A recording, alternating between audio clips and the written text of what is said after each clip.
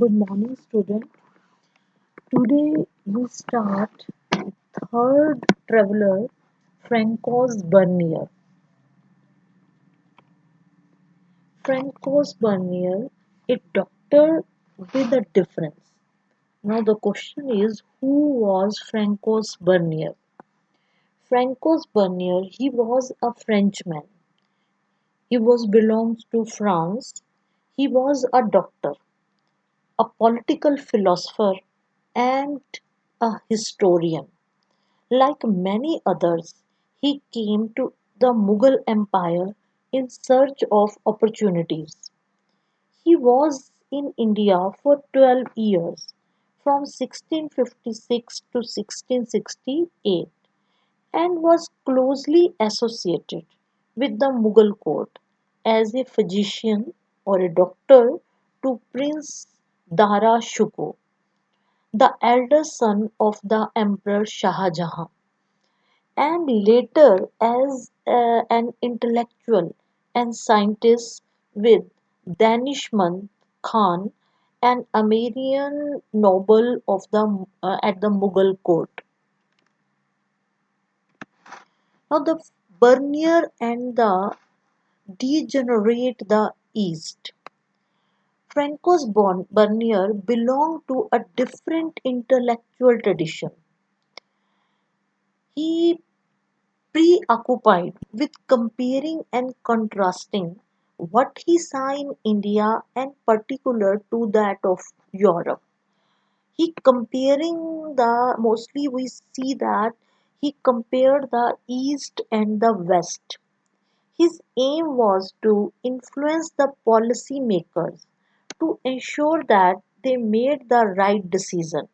Means they he also influenced the policy maker that the policy makers they have to make the policy with their influence. Now here you see the Bernier's travel in the Mughal Empire. This was the name of the book of the Bernier travels in the Mughal Empire is marked by detailed observation, critical insight, and reflection. All these things we also see in this book. His account contains discussions trying to place the history of the Mughal within some sort of a universal framework. Now, Bernier's travels in the Mughal Empire compared the Mughal India to that of Europe. He constantly, लगातार, he compared the Mughal India with the contemporary Europe, generally emphasizing the superiority of the latter. His representation in India works on the model of binary opposition, where in India is presented as the inverse of Europe. He also ordered the perceived differences hierarchically so that India appeared to be inferior to the Western world. He always shows this one in his accounts. Now, the Bernier's description on land ownership in the Mughal India. According to Bernier, one of the fundamental differences between Mughal India and Europe was the lack of private property in land in the former. He was a firm believer in the virtues of private property and saw ownership of land as being harmful for both the state and its people.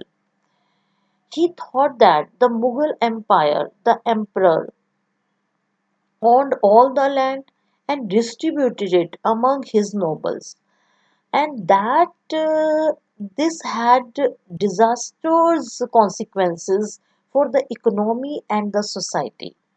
So he was against this one when he saw that the whole land was occupied by the Mughal emperor, and the Mughal emperor then distribute that land only among their nobles. So he told that this type of the method was not good for the country, for their society, for the economy of the country. The prescription was not unique to Bernier, but is found in most travelers' accounts of the 16th and the 17th century. Owing to crown ownership of land, argued Bernier, the landholders could not pass their land to their children, so they were averse to any long-term investment in the sustenance and the expansion of the production.